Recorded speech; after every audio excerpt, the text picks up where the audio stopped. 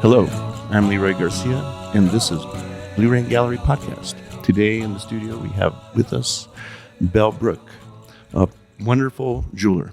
Welcome. Hi. Well, I don't know a lot about jewelry, so this is wonderful. Maybe all of us will learn a little bit more. Okay. About things and stuff. Belle is a new artist to our stable. She's not new as a jewelry artist, but she is new to us, and we're happy and excited to have her here. We'd like to know a little bit about her, so let's let her tell us a little bit where she's from and how she got into her artistic journey. So go ahead, Belle. Let's hear what you have to say on that. Okay. Hi, my name's Belle, and I'm 44 years old. I was born in Houston, Texas, and I was first introduced to art through the medium of photography, which I studied intensely from the time I was about 12 all through college. Wow. Black and white photography. And I worked for a photographer who did historical, it's called historical architectural building surveys. It's a form of cultural resources mitigation for the Library of Congress. So that's probably the coolest thing I did as a photographer was take records for the National Archives. Wow. And it was all black and white, 4x5, archivally printed reports that are actually like in the Library of Congress. Wow. 4x5 transparency or? Film. Yeah. Yep. Well, cool. So yeah, that's what kind of got me into art. And it's very two-dimensional, but I think one thing that I take into my jewelry that I learned in photography is just watching where the eye goes within a frame. And I never thought that I would work three-dimensionally. I thought it was terrible. But in high school, I started making just like regular beaded jewelry and like wire wrap stuff. And I always loved it. But I didn't think that I would have a career in jewelry or really understand what fine jewelry was or like traditional goldsmithing, which is what I do. One summer I went to college in California. I went to Pitzer College. And one summer I wanted to live in Santa Cruz. So I went up to Santa Cruz for the summer and lived in I lived by the boardwalk and I worked in a bead shop there. And one day, and they taught me like some more little things, different like wire wrapping and finishing stuff. And one day this girl walked in and she had a pendant that she had made in a community college class. And I was like, and she was like, I just need like a piece of leather for this. And I was like, how'd you make that? Like, what do you mean you made that? Like, I did not understand like how jewelry was made like at all, except for just this rudimentary hobbyist stuff. And she was like, oh, I just took a class at a community college and it was metalsmithing. And I was like, okay, note to self, like take metalsmithing class after graduation. So I graduated, went on a crazy like 3-month long, like what we would now call van lifing, but without the van, without the GPS, without any of that kind of infrastructure. It was like national forest, like rest stops, like weird stuff, you know? Way before. So the van lifers, they don't even know. But and eventually ended up deciding to live in Oakland area, in the Bay Area. And, was working as like a coffee shop barista girl and decided to start taking some night classes in jewelry. And so I did that. And so I was taking these classes, like set up a little studio in my house, started working for that commercial photographer that I mentioned. And then, so do you know Telegraph Avenue in Berkeley? No. It's kind of a famous like street vendor street. So it's like right at the end of the street is an archway, and that's where you enter UC Berkeley. And then all along the avenue there, it's called Telegraph. Sort of a famous like hippie. So it's set up like in tables or blankets or stuff like the natives on the palace, right? Basically like that, yes. Somebody told me that like, I don't even remember who, but in college I had been selling after the bead shop extravaganza. I had this like weird furry like suitcase display thing that I would like take around and like sell people jewelry. And then the farm like co-op people were like, hey, do you want to like sell at the farmer's market? So I was like, yeah, totally. They were like, just give us $10 and bring your own table. So I had already like sort of started enterprising like as a young adult. And then somebody told me. How old were you about this time?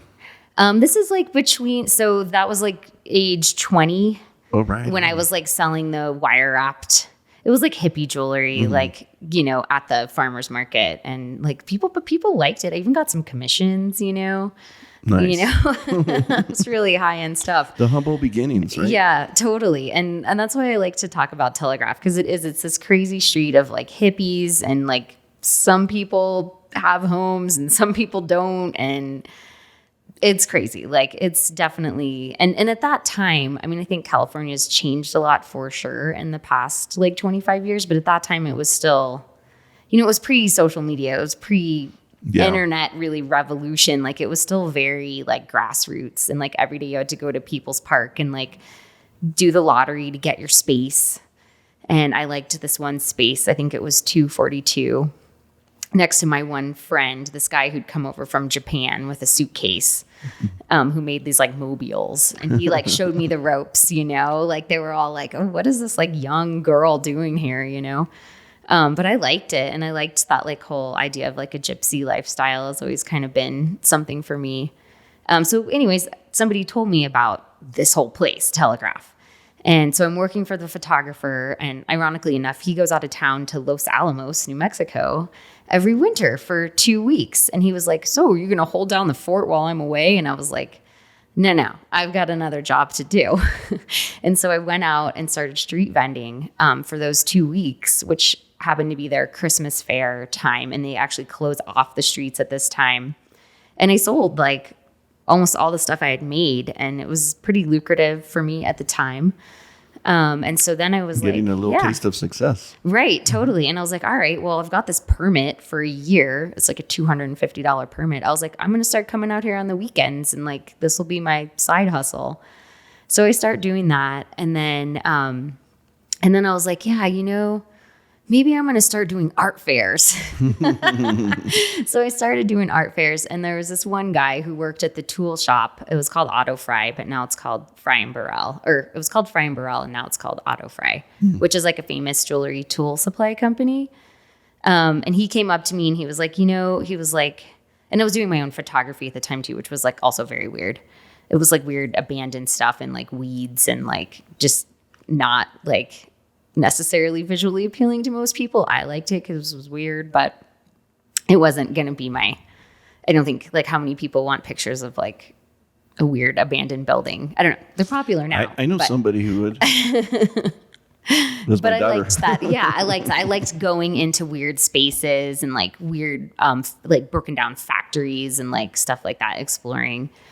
So I do miss that about photography, but so this guy comes up to me, and he sees my booth, and he's like, hey, he's like, I know you from the tool store. And he's like, this is like all fine, like what you're doing. But he was like, maybe you should get like a more professional training. He said it in a nice way, which, and I am like super, super sensitive to criticism. That's hard. But I didn't even take it that badly. I was like really stoked that I like didn't even know like that there were like professional jewelry schools.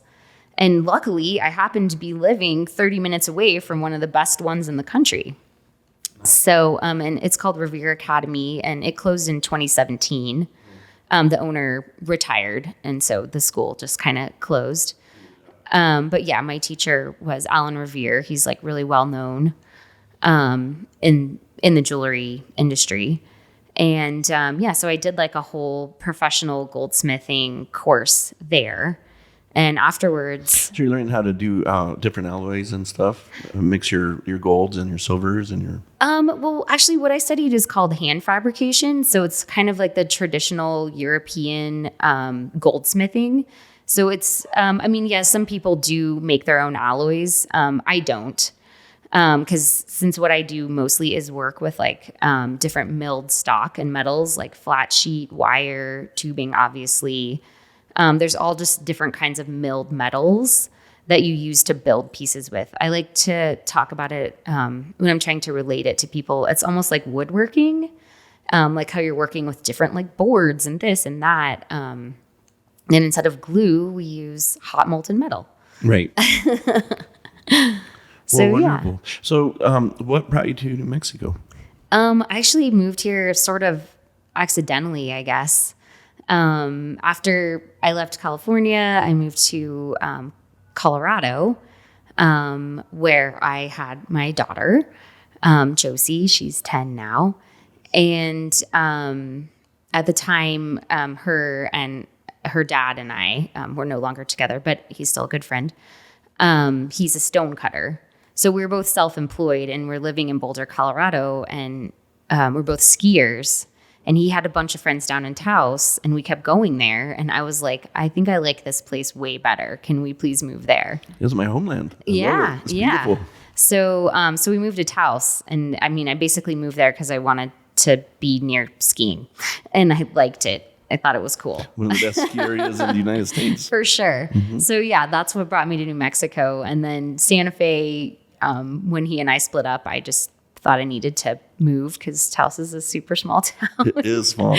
And so it was kind of like accidentally. I was just like, what's like the next place where I could move? So how old were you when you moved to Taos? I was 34. Okay, so you had about 33. 14 more years of experience under your belt and stuff. Yeah, and it was great. I had a sweet workshop there. We had like a huge garage and like all built out, like countertops and stuff to work on. And nice. It was sweet. It was a sweet workshop. So who are some of your influences in jewelry?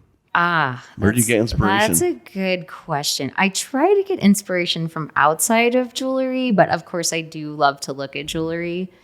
And as I was telling Leia the other day when she came to do the video, I think the reason I started to do jewelry was because I wanted to make something that I would like because I didn't like a lot of what was traditionally on the market. That being said, Atelier Zobel is a German company. Michael Zobel is the founder, but now it's run by Peter Schmidt, is an incredible company. I mean, they are a great... I kind of aspire to be like this workshop because it's like an atelier. And I think they have like 7 or 8 goldsmiths, and they all just kind of make stuff in like this one style, and everything they produce is like incredible and unique. Oh. Yeah, I don't even think they do the same piece twice. Right. So in the development of your style, where does that come from? Just other than stuff that you like to create, but what's the influence on that?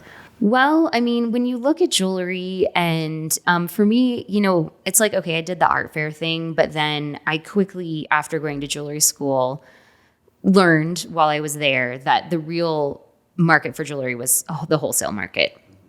So selling to other stores and galleries. And in order to stand out in a gallery with however many other jewelers are there, whether it's 5 or whether it's 20 or 50, you have to have a distinctive style. So for that, I like to look at one of, the country's most famous jewelers, David Yurman, right? Everybody knows David Yurman. Well, his style is very distinctive. And I think that when you look at jewelry, and I mean, it's the same with a lot of art. Yeah, you're just trying to find your voice, yeah, you right? have to, there needs to be something that connects, that when you look at this piece, you say, oh, that's by Belle. I see that's her style. Because, anybody can make a pendant with a stone in it. And there's lots of beautiful, simple things. And there's lots of places for lots of things in jewelry. But when it comes to designer jewelry, you have to have a voice. And I'd say what happened for me is that I actually, in about 2005 or so, I took a trip to New York with my mom, who's also an artist. She's a photographer.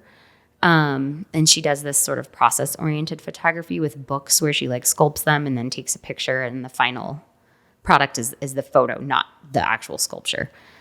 So, she and I connect on that level, and she took me to New York because she wanted me to see the Whitney Biennial. And we went, and I actually went also this past year too. And I'd only been twice, that first time and then the last time. And it was very different because there was so much video, and just mediums have changed a lot. But the one I saw that was, I think, about 2005 or 2004, there was a lot of really great artwork that I connected with because there was a lot of like repetitive shapes and like repetitive kind of really like very specific, like this took way too long kind of stuff, obsessive, like obsessive stuff. And I was like, I like this obsessive stuff. And in college, actually, I had photographed a place I'd love to go. I went there probably 3 or 4 times, was a pipe factory, like as in like pipes that go underground. And they let me, I went there and they were like, sure, walk around, do whatever you want. And they let me walk around the whole like place and take pictures of stuff. And I loved that, the like repetitiveness that was in like the pipes and like So this that gritty, you can see in your stuff. yeah, this like real gritty, like industrial look, you know? And so I think that then I had this tubing left over that we made like from scratch. I don't make my tubing from scratch anymore because it's like far too time consuming. Too much work. Like these pieces would be like millions of dollars if I made all that tubing myself. It's made in a factory, which easier. is great. Yeah. It's very consistent. It doesn't like fall apart. So, you know, I had this tubing left over and I was like, oh, this is cool. Like, I'm going to play around with this. And then I just started playing around with it. And I worked at a goldsmithing company called Studio 311 after I finished my schooling. And this one guy there, I was making this ring and I took it there to polish it up on their thing because they had a better polisher than I had. And I was like, hey, look at this thing I made, you know, and I was polishing it up and he was like, that's what you're going to do. He was like, that's your style. Like, do that. And so I just kept going with it, you know, basically. You found your voice. It just came to me. Yeah, you found your voice. Yeah, I'd say more than anything else, it came to me. I didn't come to it, you know? And I do think people put a lot of focus on like, what's my thing going to be? I got to find it. But like, I think it finds you actually. Yeah. Well, that's a very, it's a journey that parallels in all art forms, I think. Yeah. You do have to find your own way, your voice, whether it finds you or you find it. Right. But you have to find something that's creatively distinctive to stand out, like what we've been talking about. The first time I met Belle was at Chicago Sofa about 6 years ago. And as she's talked about her stuff, it does stand out. And I loved it right off the bat because it is unique. And I like the development of your style, the energy that comes from your past journeys. The tubing is cool. I didn't realize that, but we love it. Tell us about your use of stones. Oh, well, I love stones, for sure. There's been a lot of, my great grandfather actually had he's dead now, obviously, but a mineral collection in East Texas that I don't know if he found the stuff or if he was just like a amateur, like geologist or what, but it just seems to like run in my blood, like this love for stones. And he also made jewelry like as a hobby. Oh, really? Too, and did photography as a hobby. Wow. It's so weird. And I never got to meet him, which is like super sad, but I'm named after his wife, my grandmother. So I guess I got that out of it. Grandma Bill? Yeah. And I inherited all of his tools too, which Oh, my are gosh. awesome. So actually a lot of the tools I use, hammers and stuff mostly, are his. So they're like way old and like just really quality, like, you know, craftsmanship. Well, on next these time we tools. do a video in the studio, we need to look at some of those Yeah. tools and kind of the processes. But yeah, I'm getting off topic. No, that's it. There's no such thing as off topic here. I think for those of you who'd like to see a studio shot, Leia produced a video on her blog on Belle Brooke, her studio, and it's a pretty nice studio compared to where I saw you on Canyon Road before. Now it's a different place. No, we needed to upgrade our studio and downgrade the free museum aspect. Yeah. Let's just put it that way. You have that problem too, huh? More time to create, for sure. Well, I was telling Bill, I love doing art myself, but it takes time. It does. You have to dedicate yourself to it. Right. All the time. It's an act of love. I love your integration of stones. Is there particular stones that you like the most to use? I got some examples here. Yeah, that's an agate, a Brazilian agate, and I love agates wherever they're from. Mm-hmm. They're nice. That's a chrysoprase. And it's cut. Yeah, right? That's got a rose cut on top, and chrysoprase and agates both are a form of quartz. And they don't grow in like the normal like crystal-y shape. They're more like rocks that you find on the ground. It's called cryptocrystalline quartz. So this is another piece that I think you might like a lot because you have a ring and you also have a little tattoo on your arm as well. Yeah.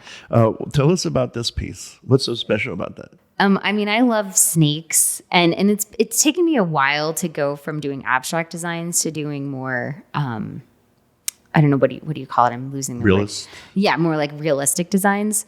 But yeah, I love snakes, and I've come to love more and more like symbological things like talismans. And the snake is like a symbol of transformation, like death and rebirth. And I love that because I feel like we're always dying and being reborn. So to wear that is really sort of powerful for anyone, you know. I think in the Native communities as well. A strong association. Yeah, for Similar. sure. Yeah, my friend Nakona, who's a Comanche painter, he bought one for his wife because he says the Comanche are snake people. Oh, nice. Yeah. No, there's a lot of great reference material here in the Southwest. Isn't there? Yeah, right. And yes, it's also very Southwestern too, for sure. But yeah, that one has, the headstone is a spessartite garnet, which is an orange garnet. They're super beautiful. You know, most people... it's orangey, yet fiery, right? Yeah, most people think of garnets, they think red. But there's some beautiful garnets in oranges and greens that I really love, some different varieties of garnet. And it's a nice stone. It's hard. It's easy to work with and beautiful, obviously. And then in the snake itself, those are diamonds, actually. They're natural color diamonds. Yeah, so they're a mix of different yellows, oranges, We'll post and this reds. so you can see it better. But Yeah, so this is definitely a very special piece because of what's in it, especially that stone in the head is very beautiful specimen. yeah, well, Belle, you're very talented. We love your journey. It's pretty cool how you had instant success in a sense from the hippie days to all the way to present. Yeah, it just depends how you define success, right? That changes over time. Yeah, it does. It depends Yeah. how you define it. But we're happy you're with us. Excellent. And I'm happy to be here. Welcome to Blue Rain Gallery. Like to thank Belle for coming in today. Like to encourage our audience to subscribe to our podcast by going to blueraingallery.com. Also, we'd like to encourage you to bring art into your everyday life by going to bluerainprintshop.com. Thanks again, Belle. Thank you.